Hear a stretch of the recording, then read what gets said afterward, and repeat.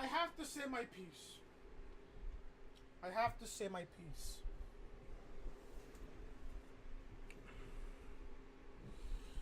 I'm not trying to scream. I don't want to scream. Because I'm not trying to wake anybody up at this time. Because, you know, people have work tomorrow. People have school tomorrow. And I'm not trying to be that loud. But I do have to make a piece. A statement. Vince McMahon, you have to go. And I mean this cold-heartedly. If Vince McMahon was to step down from CEO of WWE as of right now, this day, I would die a happy man. I would die a happy man. I want people. And obviously, I know why the main event of Money in the Bank happened the way it happened. I know why. And I have my reasons, which I will explain when we get to that part of the review. Vince has to go. Vince has to fucking go. I don't give a fuck if you're a casual. I don't give a fuck if you're a fucking degenerate. I don't give a fuck if you're a fucking virgin on social media. I want the people to defend this pay-per-view. I do. I want the people. At this point, I don't give a fuck at this point. If my account gets suspended again, I don't care.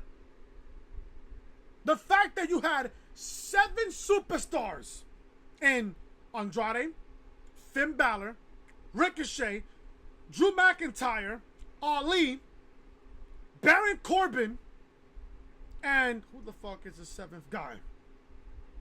Oh, and Randy Orton. You had those 7 guys put up a great Money in the Bank ladder match. And I was getting ready to say this was the best men's Money in the Bank ladder match I have ever seen. The spots in that matchup was fucking brutal, and crazy at the same time. Until once Ali climbed up that Money in the Bank ladder, and he's about to get the briefcase. We hear Brock Lesnar's theme song, and I'm thinking to myself, can Double or Nothing come any sooner? I said this when I turned off my television set when Brock Lesnar's theme song came out. I immediately shut off my fucking network and I turned off my TV. I got down to my hands and knees and I said a prayer. Cody, Kenny, the Young Bucks, Tony Khan, and everybody else in AEW.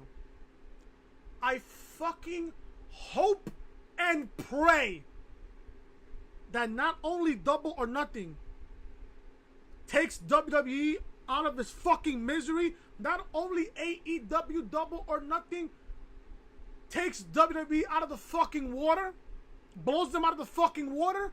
I hope AEW's television deal goes very successful to a point where the ratings drop significantly on Raw and SmackDown so bad that Vince has to step down as CEO of WWE. I've been a wrestling fan. I've been a wrestling fan for over 20 fucking years. 23 to be exact. I have been a wrestling fan for over 20 fucking years. This is the worst. This is the worst decision Vince has ever done outside of Brock ending Taker's undefeated streak at WrestleMania. And among other decisions that Vince has done that was so fucking bad.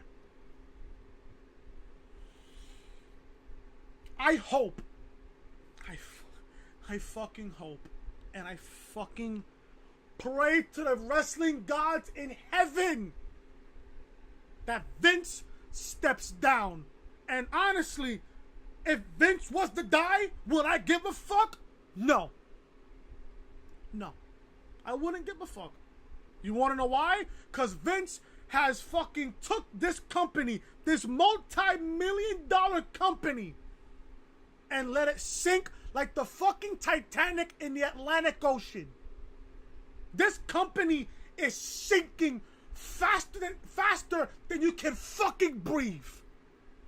This company, this multi-million-dollar company known as WWE, is sinking so far down to its epic proportions. There is no hope of return. None. None. I fucking hope, and I keep saying the word hope because one man can fucking dream.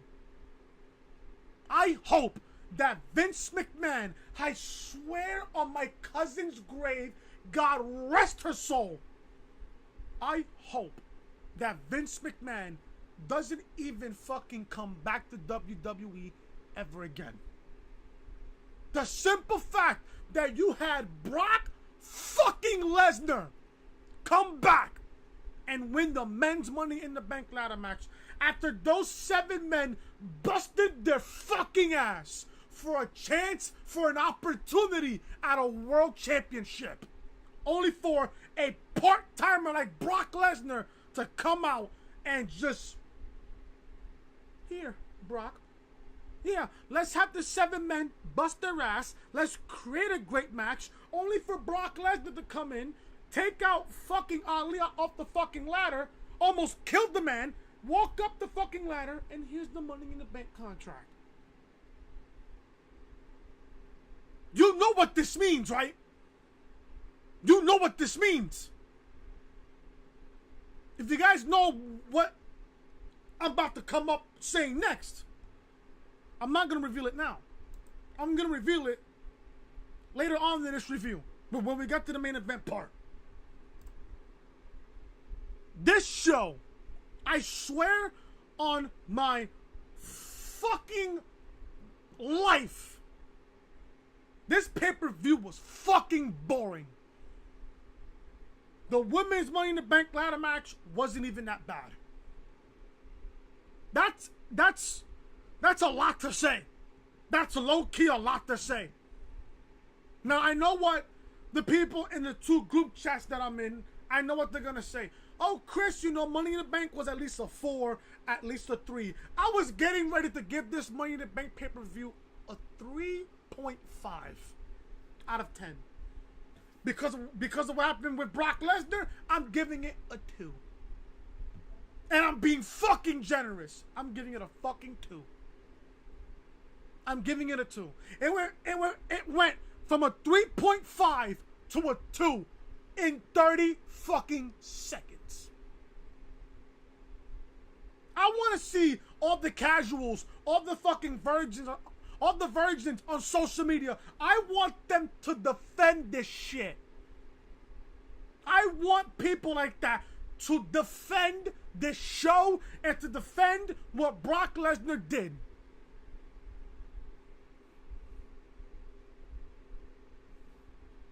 I swear on everything that I fucking love. I was this close tonight. This fucking close from canceling my network subscription. And I've had the network since day one, since the network was a fucking baby. I've had the network for 5 years. I've had the network for 5 years. I've been paying $9.99 for 5 consecutive years. And I was this close. Believe me, this close. For canceling my network subscription.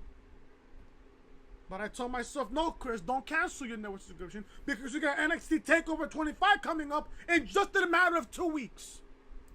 So, Chris, you got to cover TakeOver.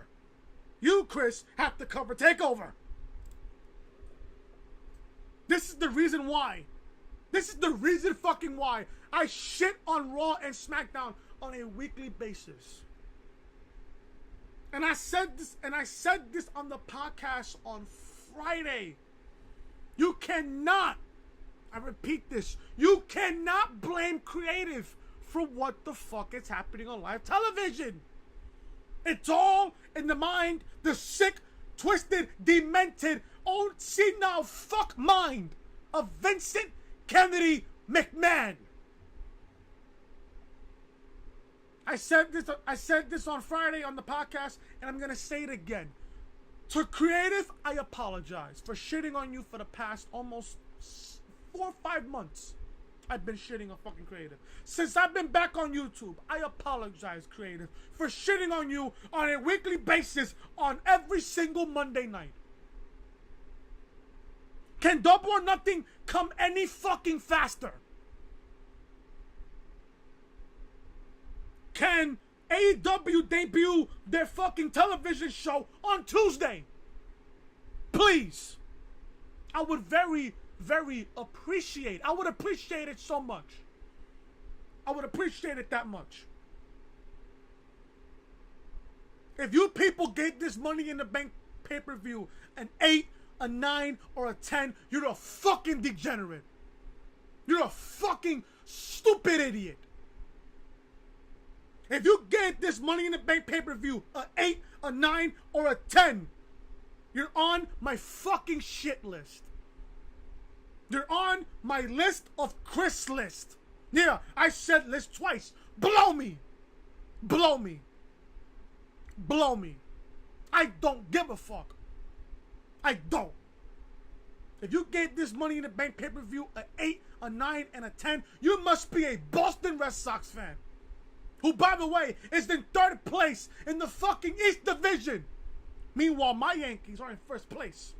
So, to all you Boston Red Sox fans, suck my dick. And take it personal. You fucking idiot. Fuck out of here, bro. This Money in the Bank pay-per-view, in my honest opinion, was a fucking 2.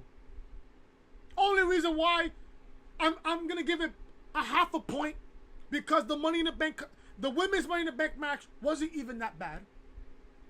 Wasn't even that bad. Half a point was because Bayley won the fucking SmackDown Women's Championship, which I'm happy for. I didn't see it coming. I predicted Mandy Rose to win it. But sometimes I'm wrong, sometimes I'm right. And I'm okay with it. That's the whole point of being a wrestling fan. Sometimes you're right, sometimes you're wrong. It is okay to be wrong, folks. It is okay to be wrong. So half a point because the women's Money in the Bank match wasn't that bad. Half a point because Bayley won the fucking SmackDown Women's Championship. That's 1 point between 2 things that happened. And I'm going to give Rollins and AJ a full point because that matchup was the match of the fucking night until the men's Money in the Bank ladder match. And I was going to give the men's, and I was going to give this pay-per-view a 3.5. Because we got to see Spanish Fly, a sick move from Andrade to Finn Bálor. And then Ricochet took a brutal spot from fucking Drew McIntyre. Almost fucking killed him. I was going to give this pay-per-view a 3.5 at best. A 3.5. Because of what Brock Lesnar did tonight, and he came out tonight, it went from a 3.5 to 2.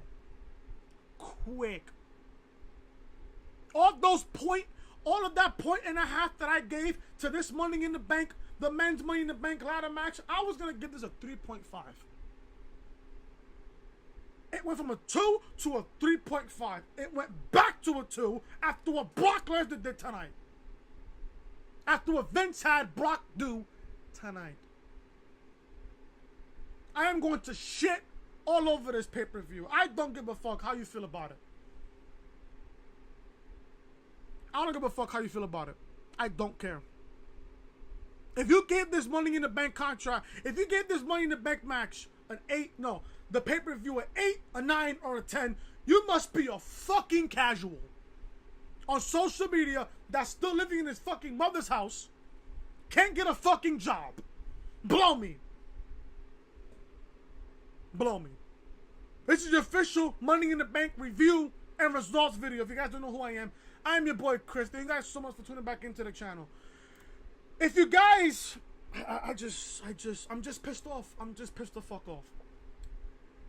If you guys are pissed off about Brock Lesnar winning the men's Money in the Bank ladder match after a great men's Money in the Bank ladder match that we got. And if you're pissed off that Brock Lesnar won, hit that thumbs up.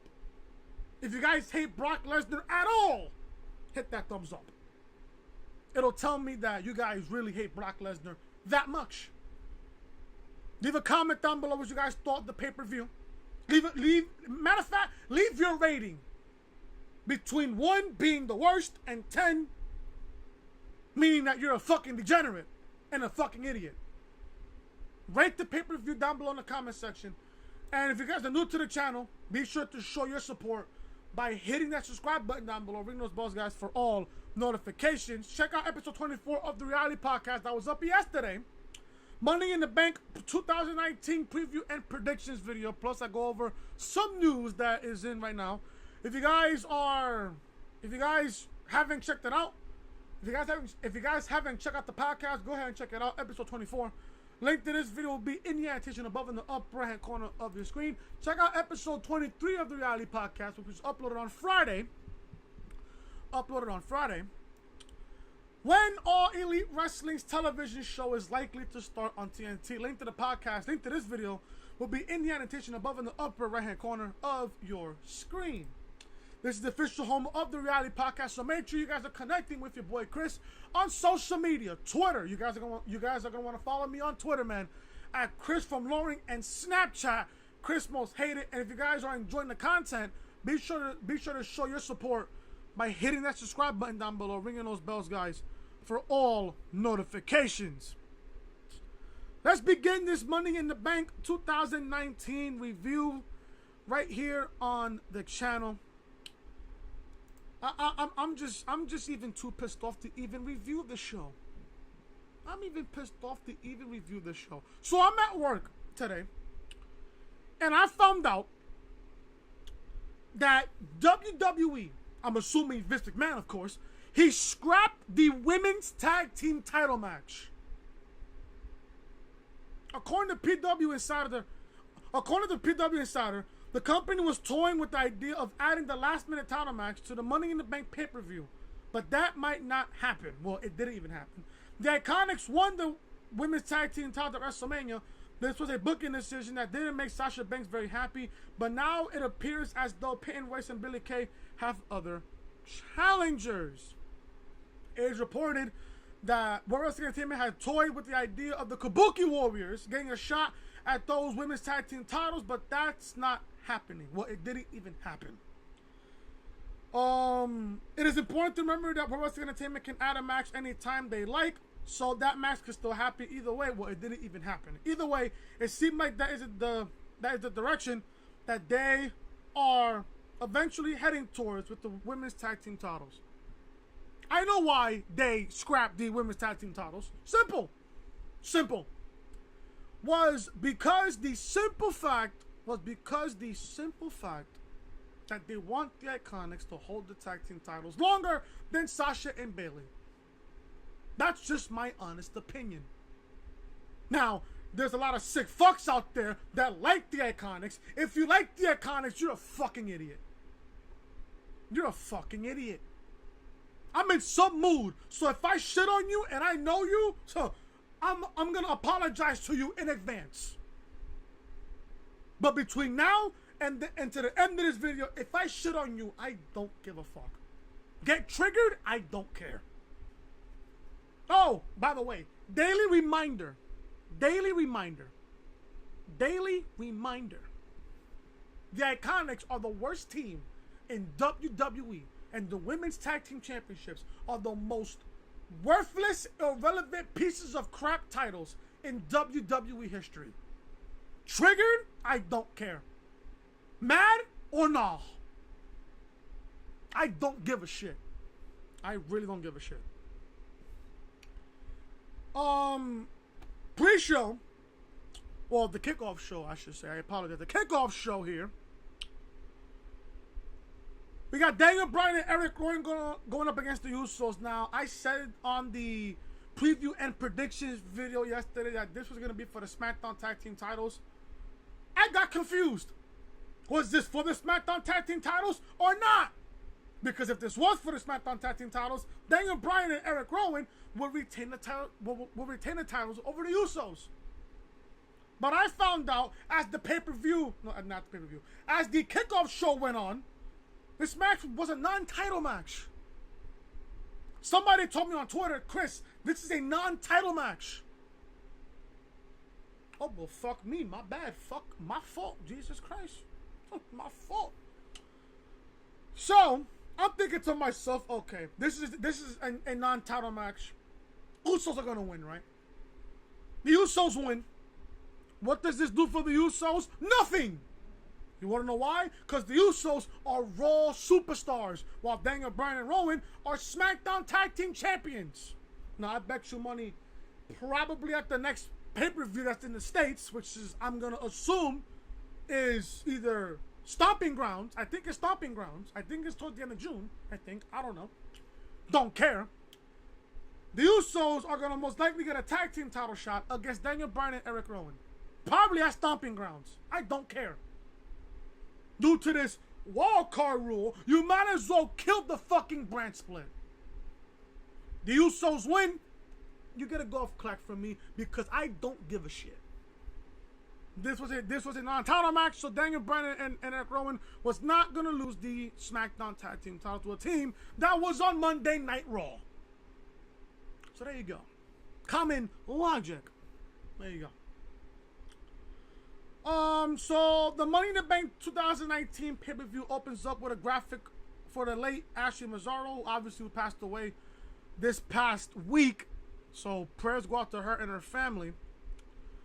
Pay-per-view kicked off with the women's Money in the Bank ladder match. Naomi versus Carmella versus Mandy Rose versus Bayley versus Ember Moon versus Nikki Cross versus Dana Brooke and versus Natalya. 8 women in this match. This match, I'm not even gonna lie to you. This match wasn't even that bad. As a matter of fact, I'm gonna say that. This match wasn't even that bad.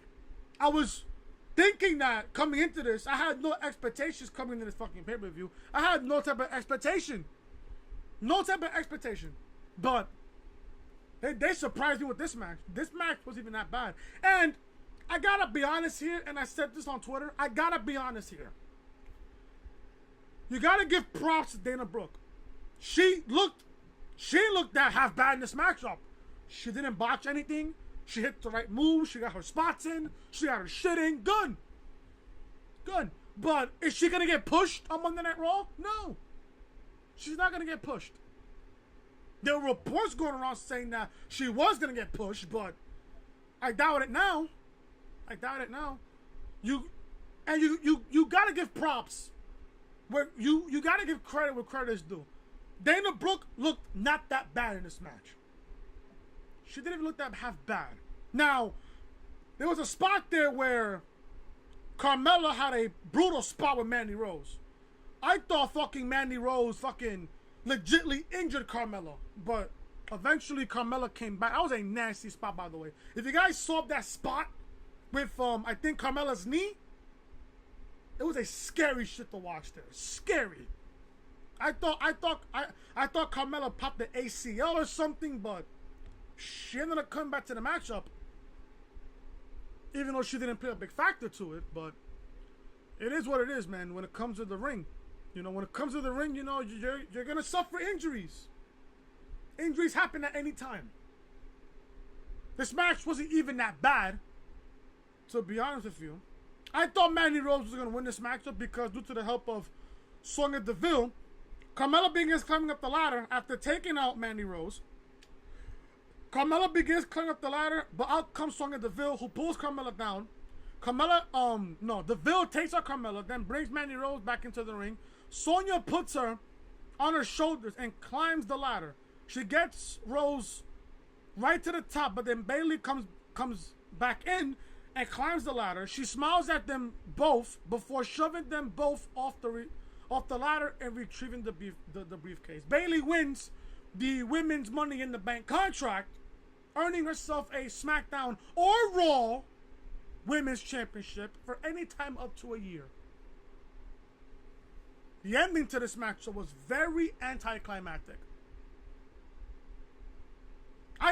Listen, I know you guys were thinking the exact same thing that I did.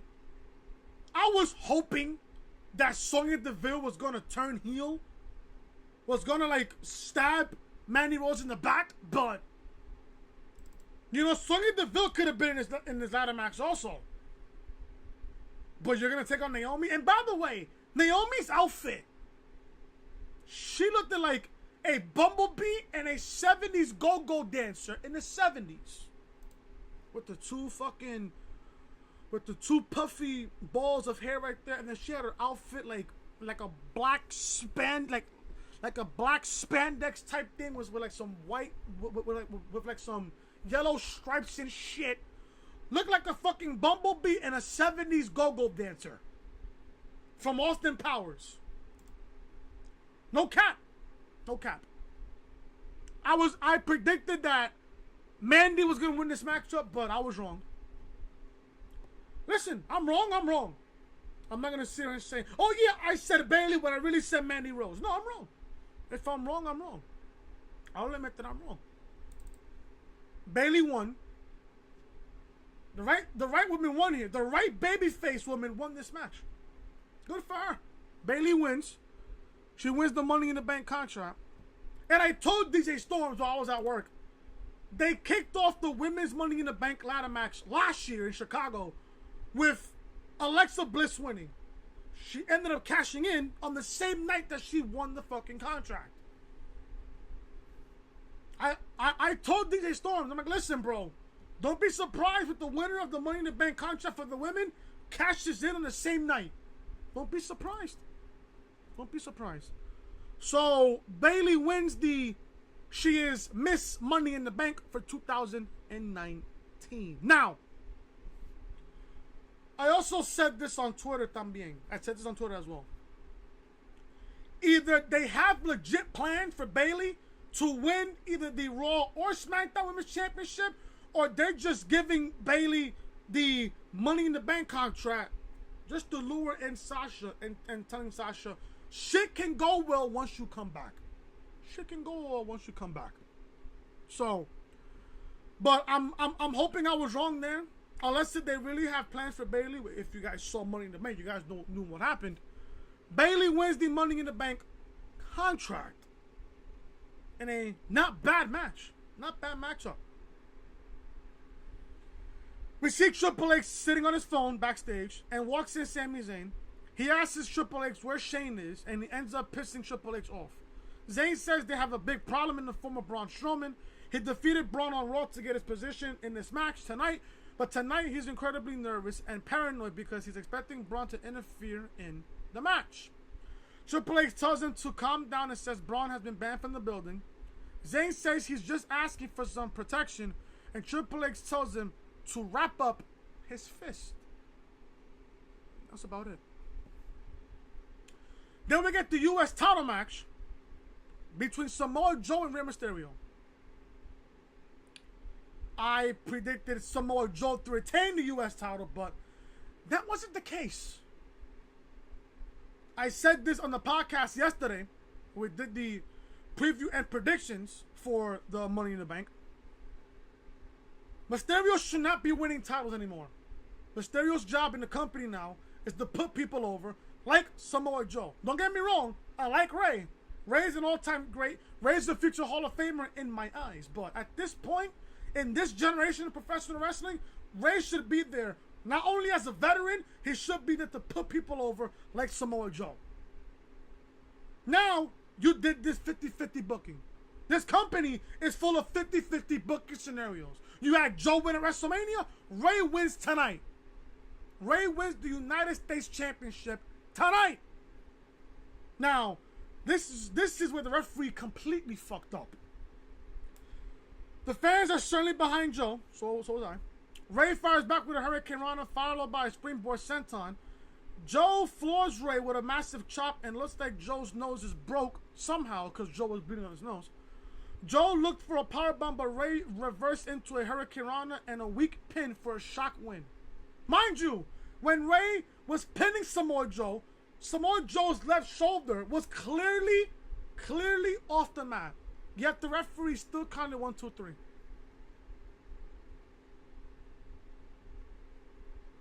I just don't get it. This pay-per-view felt fucking weird. This pay-per-view felt fucking weird. This pay-per-view felt motherfucking weird. Don't know why. Ray wins the U.S. title. That shit really made me scratch my head. 50-50 booking? I think so. Joe's shoulder was completely off the mat. And the announcers were even saying that it was a bad decision. Joe leaves and out comes Mysterio's son Dominic. Ray and his son celebrate and leaves up the ramp. But then Joe attacks them. Joe gets Mysterio back in the ring. And hits him with a Uranagi. Joe stares down Dominic before hitting another Uranagi. There you go. Post-match beatdown. We'll see what happens on SmackDown Live on Tuesday. We see Braun Strowman backstage screaming for Sami Zayn and destroying stuff. Poor job banning him from the building, right? Poor job. Now, I just got a report. Breaking news here on the Money in the Bank review. I have about 2 stories here before I continue on here. I have 2 stories here. Actually, I have 2 stories here. WWE superstar, and this will piss me off. WWE superstars were told different Money in the Bank ending until just before the match started. This was 100% a Vince McMahon move. Money in the Bank is now over. And if you guys saw, Brock Lesnar is Mr. Money in the Bank. Much to a lot of people's surprise, including those who were actually in the Money in the Bank ladder match. Sean Ross Sapp said on Fightful's post-Money in the Bank wrap-up show that people backstage were told that Ali would be winning the Money in the Bank ladder match. Ali was even under the impression that right before the match, they were smarting up to the real plan. This is what Sean Ross Sapp said, I quote, most people backstage were told that Mustafa Ali was winning until like right before the match, and I mean him too. Like right before the match, end quote. It had to have been a huge letdown for Ali to discover that his Money in the Bank dream was being pulled because Brock Lesnar was going to take it. Therefore, people were told Ali was winning to keep the Lesnar news from leaking out. Ali was in the perfect position to win the match, but the company wanted to keep Lesnar's return a secret, which they did pull off. They just had to tell a few while lies in the process. You stole, I'm going to say this now, you stole an opportunity from Mustafa Ali and you give it to Brock Lesnar. For what? For what? Breaking news here on the Money in the Bank review, Mustafa Ali was supposed to win the Money in the Bank contract.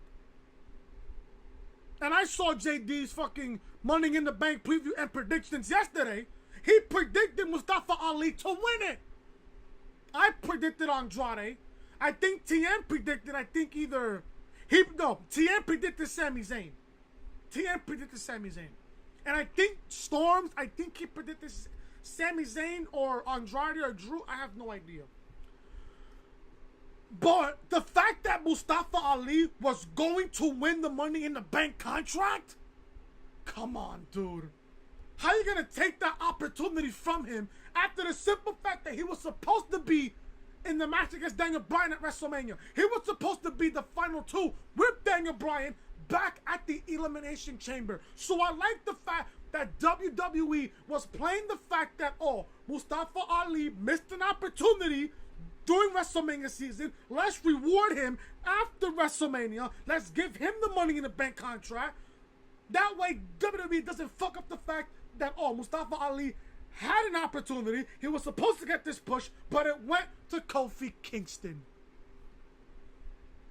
That is fucked up. You gave a full-time, you was going to give the Money in the Bank contract to a full-time superstar. To a full-time superstar. only to give it to a part-time superstar. And I guarantee you, Monday Night Raw tomorrow in Albany, Brock is going to cash in his Money in the Bank and he's going to face Seth Rollins at Super Showdown in Jeddah in Saudi Arabia. And I ask you this question. You think Seth Rollins is going to beat Brock Lesnar twice? The answer to that question is an emphatic no. If this match does happen at Jeddah, at Saudi Arabia, on Super Showdown, between Rollins and Lesnar again for the Universal Championship, Rollins is not winning that matchup. Rollins is not winning that matchup. He's not. Either Brock wins the championship, or it's a fuck finish. Or it's a fuck finish. And are you really going to do a fuck finish on a Brock Lesnar match? No, you're not. So I find this completely fucked up. I find this completely 110%. I find this fucked up. I have another report here. How WWE pulled off keeping Brock Lesnar a secret at Money in the Bank. Before we continue with the review, I have this little report, this little story that I'm going to read to you guys. Brock Lesnar returned at Money in the Bank to insert himself as the 8th man in the match. Apparently, he's the guy who took out Sami Zayn backstage and hung him upside down. Now Lesnar is Mr. Money in the Bank, and fans have a lot of questions. PW Insider reports that there was talk this afternoon that Brock Lesnar might have been at the pay-per-view. He was hidden away backstage, and no one was able to confirm he was at the event. Only a very small group of people knew that Brock Lesnar was actually in Hartford because he walked through the gorilla position. It could be very likely that Brock Lesnar will cash in his Money in the Bank briefcase at the Super Showdown pay-per-view in Jeddah to get another crack at the Universal title. Then again, you never know how the company could book things at this point. But Lesnar has won the Universal title in Saudi Arabia before. Lesnar won the Money in the Bank. No, Lesnar won the Universal Championship at Crown Jewel, only to lose it to Rollins at WrestleMania. And then I ask this question again. I gotta ask. You think for 1 second that Seth Rollins is going to beat Brock Lesnar twice? No. Then at that case, and then from that point on, if Lesnar wins the Universal Championship, who are you gonna have Brock face at SummerSlam? Who are you gonna have Brock face at SummerSlam? Who are you gonna have Brock face at WrestleMania next year? If he's gonna walk into WrestleMania next year in Tampa as the Universal Champion, which is likely. Which is why I went off the way I went off to start the review. I want people to defend this. I want people to hit me up on Twitter and defend this shit. Come on.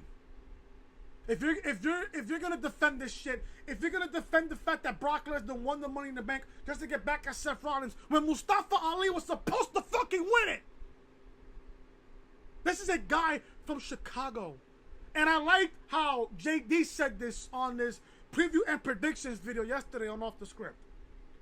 He said that Mustafa Ali, he predicted that Mustafa Ali was going to win the Money in the Bank contract. He was going to cash it in at Survivor Series in Chicago. Like, he literally booked this out. You have Ali win the Money in the Bank contract. You have him cash in at Survivor Series, which is in the All-State Arena in Chicago. What a moment that would have been if Mustafa Ali won the Money in the Bank contract, went in the Survivor Series in his hometown of Chicago, and won the WWE title. The same championship that he was supposed to get probably at WrestleMania.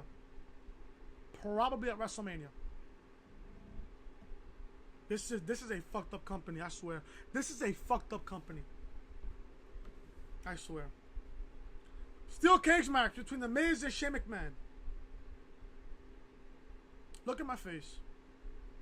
Do you think I care? Now, everybody was thinking, oh, Shane won at WrestleMania. The Miz is probably going to win this match tonight. 50-50 booking once again, Chris. 50-50 booking. Shane wins.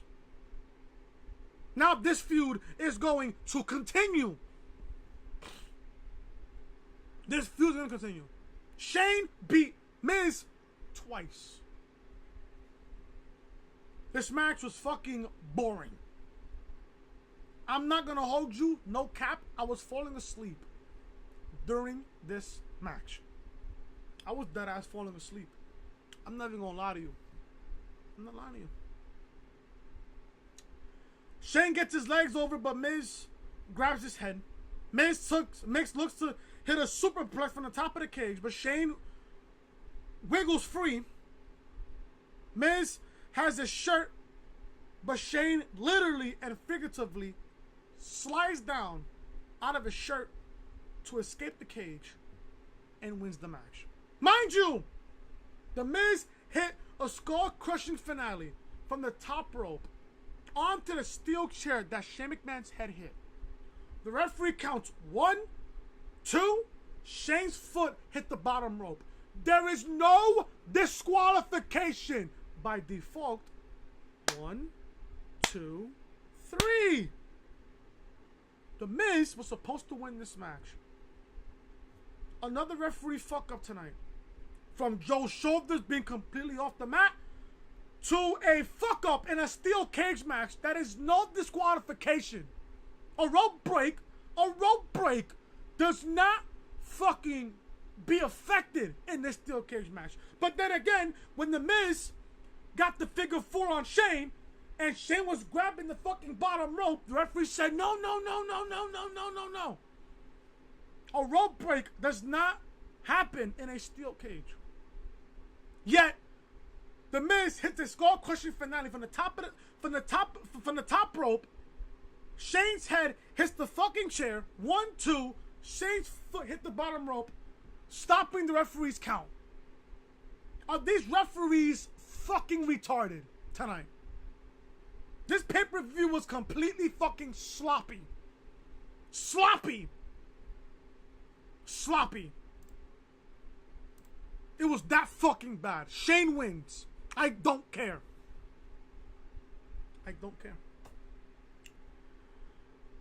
Mick Foley, we found out during the show tonight that Mick Foley will be on Monday Night Raw tomorrow in Albany to announce a brand new title in WWE. I said this on Twitter and I said this in the 2 group chats that I was in. Take out the Universal Championship and bring back the World Heavyweight Championship. Then I'll be happy. Fuck the Universal Championship. Take out the Universal title and bring back the World Heavyweight Championship. That big gold title, you know. The last time that we saw it was from, Daniel Bryan when he won it at WrestleMania. No, when Brock Lesnar, when he won it at SummerSlam 2014. That title. Bring back that title. Take out the Universal title. The Universal Championship looks like a fucking cherry fruit roll-up. And I remember when the championship first made its debut, it looked like a fucking cherry fruit roll-up. No cap.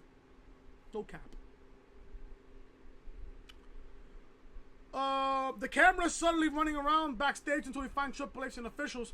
The camera goes into a dark area where we see Sami Zayn hanging upside down, unconscious. Triple H then shoves the camera guy out of the area and he falls down. So we're thinking to ourselves here, Strowman's out of the building. No. Zayn is upside down, hanging upside down, unconscious. Strowman's still in the building. Could it beat Braun Strowman just to get back into the matchup? No. So there you go.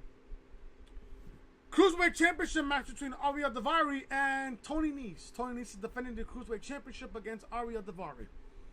This match was pretty good. Like the past, like the last 5 to 6 minutes of this matchup was really, really good. I don't watch 205 Live. I'm not really familiar with 205 Live, but I know that they have some really great competition and some really great athletes in 205 Live. I'm sure of it. I just don't watch it. I'm not familiar with it. I just don't have the time to watch it. I just don't have the time to watch it. Knee sets him up in the corner and runs for a knee, but Daivari catches him with a super kick. Daivari hits a splash and turns him inside out. Oh, by the way, Ariya Daivari's entrance made Alberto Del Rio's entrance look like a fucking bitch. With the fucking Corvette car.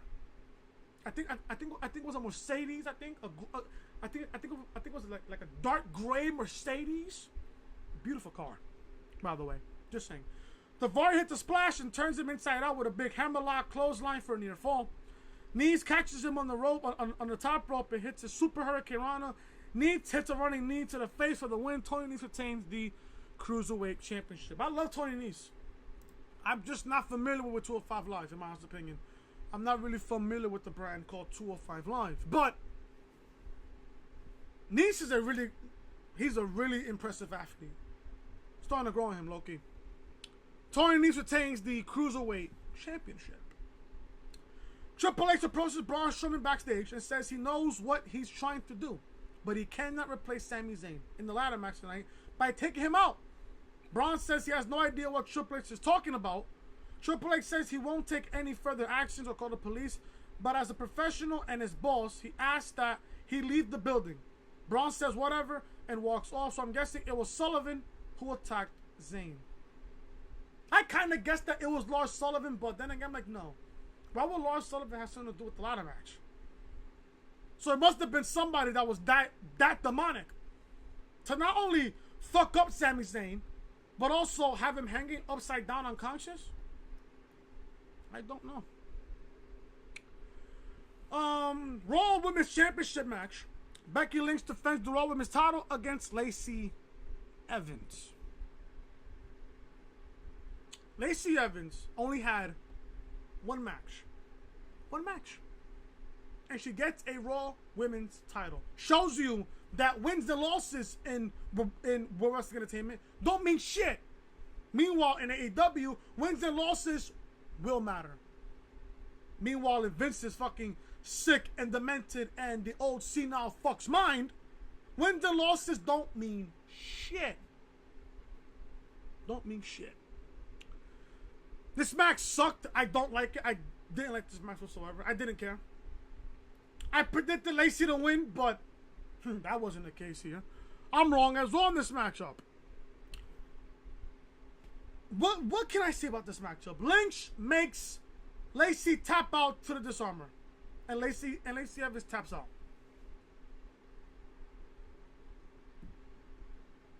This match was fucking boring. I wasn't interested in this matchup. I never was interested in this build.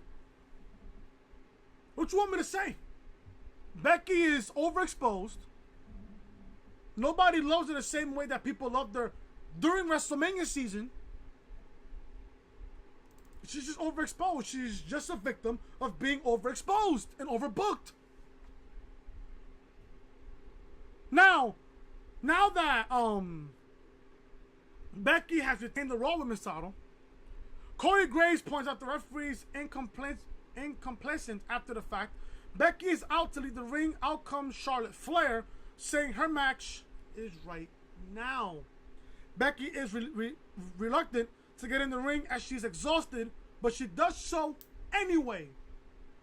So we get the SmackDown Women's title match right away between Becky and Charlotte Flair. Michael Cole mentioned that if Becky Lynch was to come out of Money in the Bank with both titles, Becky would be the first superstar in WWE history to successfully defend 2 championships in one night. In one night.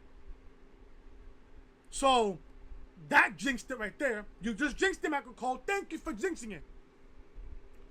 So, Charlotte and Becky are going at it. Charlotte bends Becky's neck over the bottom rope before going to the apron. She tries to hit natural selection on the apron, but Becky held onto the ropes and Charlotte crashed and burned. The referee's counting Charlotte out when Lacey Evans runs down and hits Lynch with the women's rights right behind the referee's back. Charlotte slides in and tries to pin Becky, but gets rolled up for a very close near fall. Charlotte connects with a big boot, and Charlotte pins Becky and wins the SmackDown Women's Championship. Becky loses the SmackDown Women's Championship, rendering the WrestleMania main event useless. Completely fucking useless. Completely fucking useless. I figured. After the match, Charlotte celebrates and Lynch looks pissed. She leaves the ring and attacks Lacey Evans. Flair comes out to attack Lynch and they send her to the ring post. Well, back to the ring. Evans beats Lynch in the corner and Charlotte helps. Suddenly, Bayley comes running out with her briefcase and attacks both Charlotte and Lacey Evans. She hits Evans with the Bayley to belly. Then Flair attacks her. Flair returns to beating Lynch in the corner and lifts her title. She looks to hit Bayley with a spear, but the hugger moved and she hit the turnbuckles instead. Bayley realizes the situation she's in and decides to cash in her Money in the Bank contract. So Bayley cashes in. We get a matchup between Bayley and Charlotte. Bayley drives Charlotte back into the center of the ring, scales the ropes, and hits the Macho Man elbow drop for the 1, 2, 3. Bayley wins the SmackDown Women's Championship for the second consecutive year in a row. The woman who won the Women's Money in the Bank ladder match cashed in on the same night. Alexa did it last year. Bayley does it this year. This was a cool moment. This was the highlight of the night. Low key, this was the highlight of the night in my eyes. Bayley is now a Grand Slam champion. She's a former NXT Women's Champion, former Raw Women's Champion, former Women's Tag Team Champion, and now she's a SmackDown Women's Champion. So good for Bayley, man. Good for Bayley. I'm happy for her. Good for Bayley's part. Bayley celebrates with a new title around ringside with fans. Was hoping for Banks to appear and turn on Bayley, but that was fun regardless. I was never thinking Sasha was going to come back and turn on Bayley. Sasha is a Raw superstar as of right now. Bayley's on SmackDown. Sasha's on Raw. I don't know. So that was a cool moment for Bayley. Bayley wins the SmackDown Live Women's Championship over Charlotte Flair. Now, I'm going to say this now about Charlotte. Charlotte now is a 9-time Women's Champion. They're just giving her title reigns. What made you think Charlotte won the title for the 9th time, only to lose it in like 4 to 5 minutes? 4 to 5 minutes? I don't know. We see Roman Reigns walking backstage, and I was heading for the bathroom. We see Roman Reigns backstage heading to the ring, but his match against Elias, when Cedric Drifter appears behind Roman and smashes a guitar across his back, Elias then makes his way ringside. Elias gets on a stool and sits down in the ring and introduces himself. Tonight he has an electric guitar, so he went electric tonight. He plays a little bit before insulting the fans and saying he's Vince's chosen one. I wonder why. And that helps Vinny sleep at night. The only thing that's helping Vinny Mac sleep at night is the money in his fucking pocket. And the money of his fucking bank account.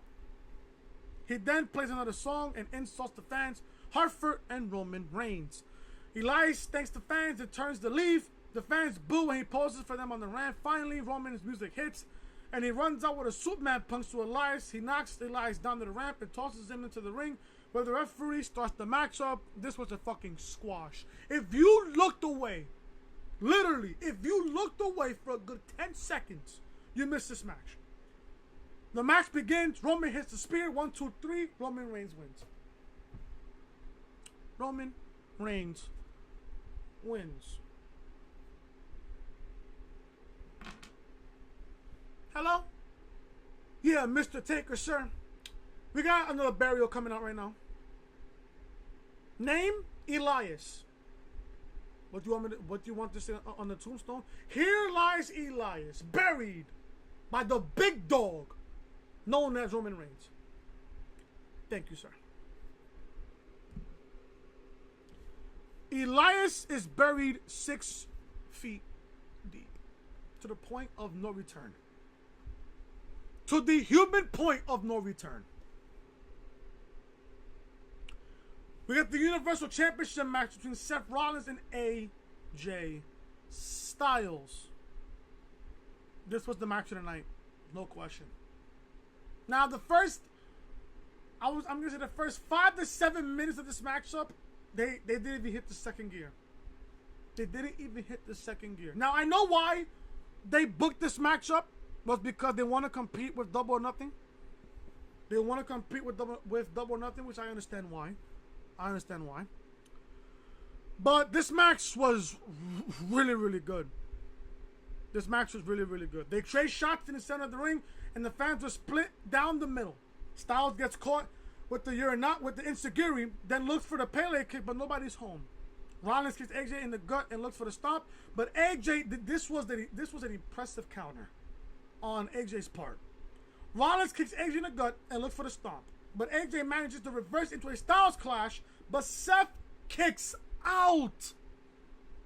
Seth kicked out of the Styles clash. Crazy. That was just a nice spot there. Really nice spot. Fans are chanting, "This is awesome." Indeed, it was awesome. Styles looks for the phenomenal form, but Rollins dodges it and hits the ripcord knee.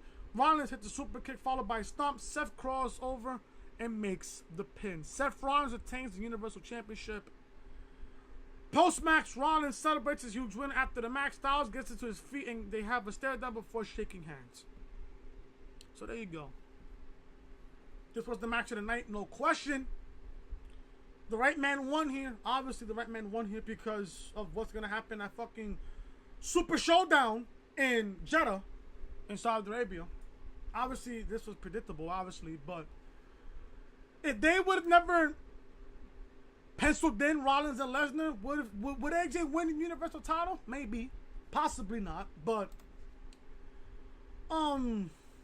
match is great. It was a great match. This shit, the fans were really into it. I mean, even though during the first 5 to 7 minutes of the matchup, I was starting to fall asleep because I was starting to get tired. But, you know, because I had a long day at work today. So, you know, my tiredness starting to kick in during the first 5 to 7 minutes of this matchup. But, fucking, yeah. I just tried to stay awake as much as possible and saw the rest of the matchup. Rollins retains the Universal Championship over AJ Styles.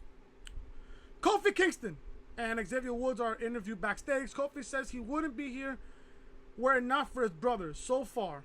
So for Owens to attack one of them is not okay. Woods says Kofi needs to stop saying that because he's earned his position all by himself.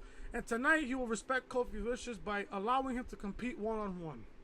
Kofi thanks him and says he has to go and prove that tonight is just another day for him to prove himself.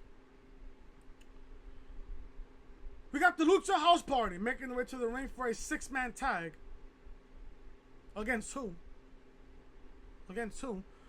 Lindsay Dorado grabs the microphone and cuts a generic promo about how special Money in the Bank is and that it's time to party. Yeah, time to party in my fucking sleep. Lars Sullivan comes out. Grandma Talika attempts to dive onto Sullivan, but is caught and tossed like a fucking rag doll. The same fate awaits Dorado. Just a moment later, Sullivan then gets into the ring and beats down Kalisto before hitting a sit-out powerbomb. Lars somehow got busted open there. If you guys saw after his sit-out powerbomb to Kalisto, he started bleeding on the top of his head. Just a little bit off the top of his head. Started bleeding. I don't know where that came from, but it is what it is. Now they're starting to build up Lars Sullivan. I want to see him in a match. I would love to see Lars Sullivan in a match. Our next match is the coveted WWE Championship match between Kofi Kingston and Kevin Owens. I find this odd having the Money in the Bank ladder match as the main event. I mean, they did that last year. So it was odd for me to find out that it was going to happen 2 years in a row. I don't know why. Don't know why there. I was predicting Rollins and AJ to be the main event of Money in the Bank, but that wasn't the case here. Kofi Kingston defends the WWE Championship against Kevin Owens. Listen, I'm going to say this now.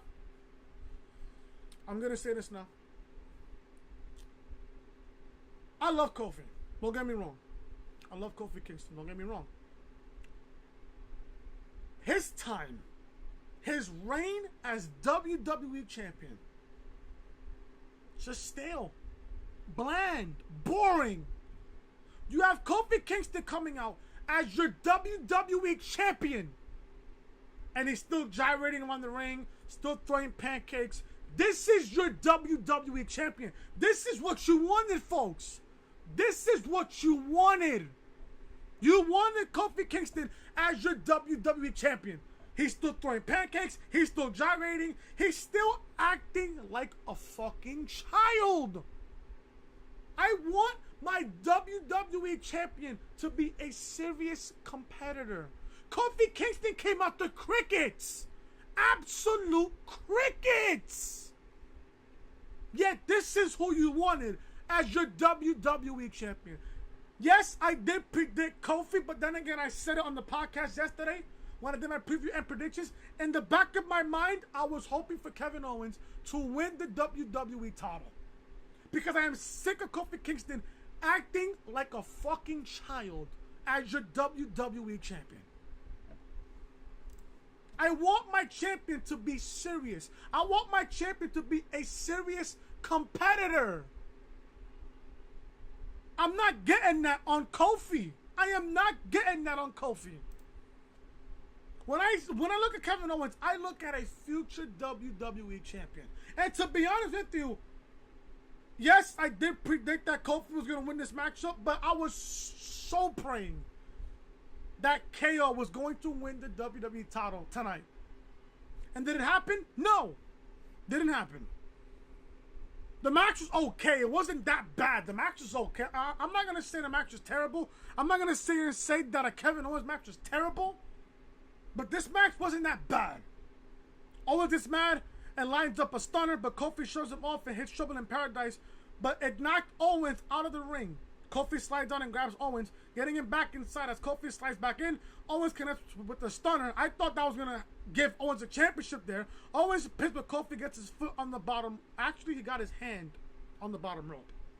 Owens takes Kofi's shoes off and climbs to the top rope for a swanton bomb, but Kofi got his knees up. Then Kofi hits Trouble in Paradise and retains the WWE Championship.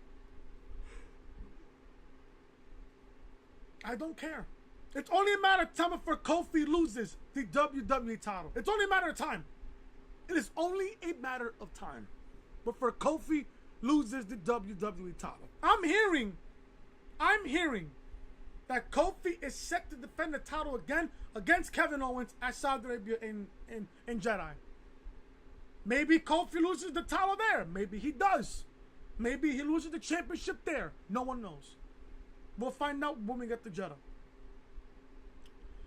The announcers run down the entire card for Super Showdown so far, with no acknowledgement that the show is in Saudi Arabia. They only said Jeddah, not Saudi Arabia.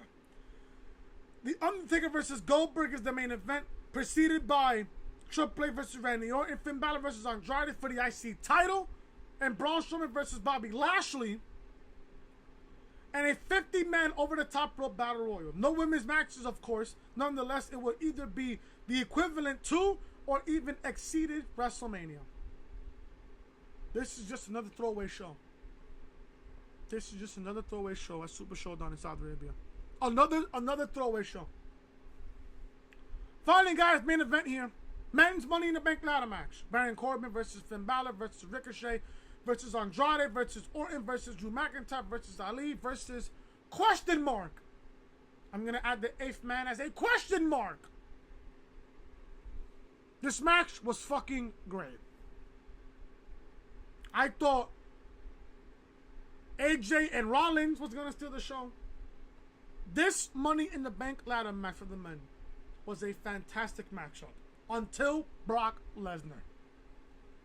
Right when that moment when Ali was grabbing the briefcase and right when you heard Brock Lesnar's music hit the PA system in Hartford, Connecticut, boom. Boom. Boom. There were a lot of sick fucking brutal spots during this matchup. From the spot with Andrade and Finn Bálor, where Andrade splashed Bálor onto the fucking ladder, which was fucking sickening, by the way, on that spot, to the Spanish Fly on between Ali and Finn Bálor, to Drew tossing Ricochet like a sack of potatoes, tossing him over the top rope and onto the ladder that was situated between the apron and the announce table. Fucking sickening spots. Let me say this now about Finn Bálor. Finn Bálor needs a fucking raise. Finn Bálor needs a fucking raise. Finn Bálor was getting fucked up during this matchup. I would not be surprised if Finn Bálor does not compete on Raw tomorrow night in Albany. I would not be surprised. I would not be surprised. I wouldn't even be shocked. I wouldn't even be that shocked. This match was a really good matchup. I was getting ready to get this pay-per-view a 3.5, close to a 4, but until the ending.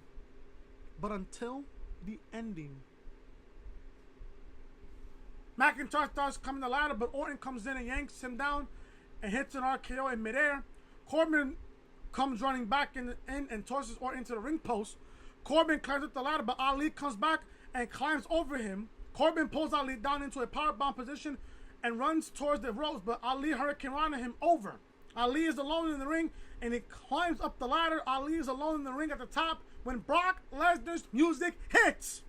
Brock comes running down, shoves the ladder into a cameraman, and then shoves Ali off the ladder. Lesnar then climbs the ladder and retrieves the briefcase. Brock Lesnar is your Mr. Money in the Bank.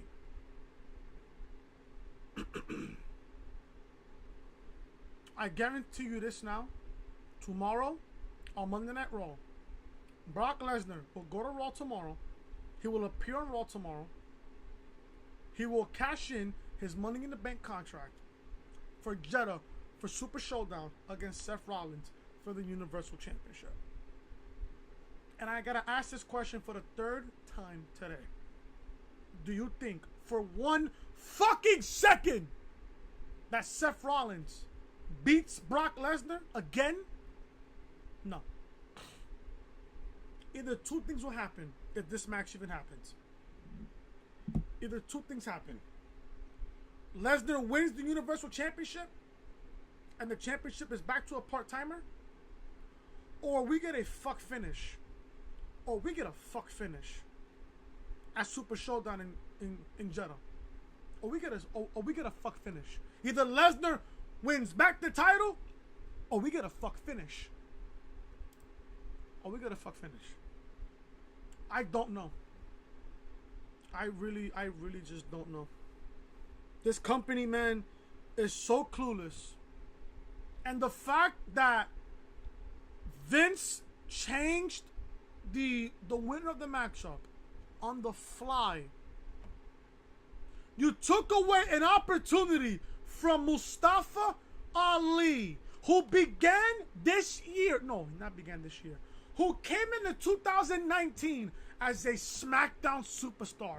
Nobody predicted that Mustafa Ali was going to go from 205 Live to the main roster on SmackDown Live. It worked. Many people thought that he was going to sink on SmackDown Live. I gave Mustafa Ali high praise, especially when he was in 205 Live. Mustafa Ali is a special kind of athlete that you just don't see every single day. Mustafa Ali busts his ass in that ring every single night. And you could have gave him the Money in the Bank briefcase. Yes, I picked either Andrade or Drew McIntyre. But Ali would be the babyface that would win. And JD even said it on Off the Script, which I see it now. I could have totally seen that happen. Mustafa Ali wins the Money in the Bank contract. He cashes in at Survivor Series in Chicago in the Allstate Arena, having Mustafa Ali win the WWE Championship in his hometown. In his hometown of Chicago, Illinois, in the Allstate Arena. My God, the reaction to that would be up there to epic proportions. Vince just went down to his part-time cookie jar and pulled out Brock Lesnar. You're gonna waste a Money in the Bank briefcase to a part-time superstar who didn't even compete in the Money in the Bank ladder match to begin with. Fucked up. Vince is fucked up. Vince has to go. And to be honest with you, if Vince was to die, I would die a happy man. I don't regret anything I said. I don't give a fuck. I don't care. I don't care. Vince has to fucking go.